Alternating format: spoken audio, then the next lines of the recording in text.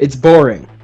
There's nothing, it's literally just a brown room with nothing interesting about it.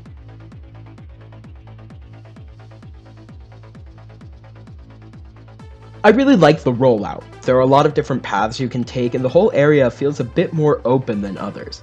There are three main entrances to the objective: a narrow corridor, a more open area, and this small house area. My favorite part of rollout is this hilarious flank route, where you can jump on the fence by the cliffs and ride to where they wouldn't expect.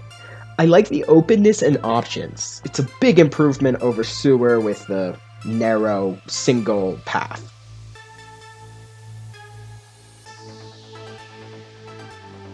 Overall, I think that the objective area works, if it weren't for one huge issue.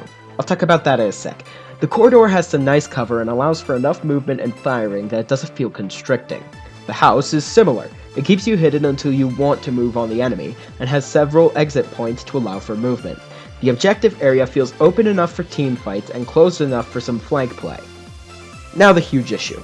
The house area has a roof which can be stood on, but there's no way to walk up there. A Kinessa or Androxus that moves up there is unstoppable if you don't have vertical mobility of your own.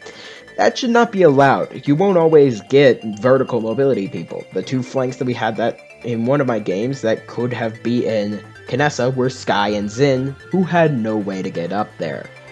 It's just not fair that someone can go somewhere and nobody else can follow. The defending team has a bunch of options for ambushing. There are a lot of places with cover that keep you out of sight until you want to take on the payload.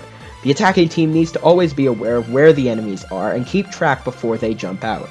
It's also a bit harder to zone out the enemy than on other maps, especially in Sewer where there was one exit, so standing there forced the enemy to go through you without any way around. With a lot of exits from the first room and plenty of cover, it's easier to stay on your horse as you try to get to the enemy payload. There's another issue of stupid high ground with no path to it, but a lack of cover makes this one a bit easier to deal with.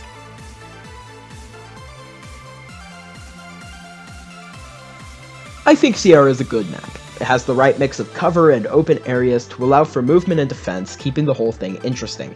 There are some roofs that are really unfair and probably shouldn't allow people to stand on them, but I think that the map team was pretty on point with their design on this map.